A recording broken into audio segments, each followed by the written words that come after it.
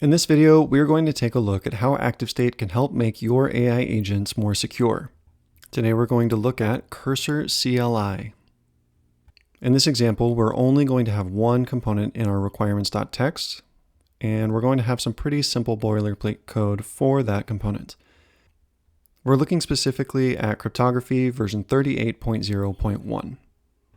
We're going to use the skill secure to enable this interaction. The first thing that this skill is going to do is ask to run the main.py file. We want to make sure that everything is working before any changes are made. We can see an encrypted string and, when decrypted, hello world. Great.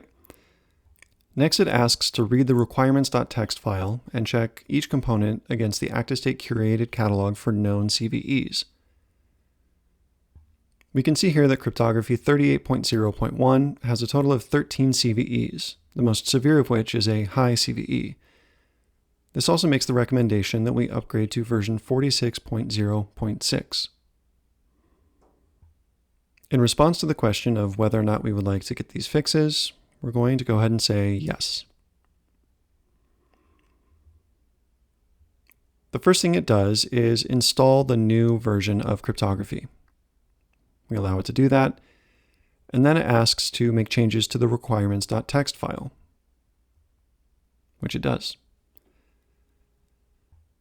Next, it asks to run the main.py file another time to make sure that things are still operating as expected. And finally, it gives us a summary of what has changed, reflecting the CVE-free version of our program.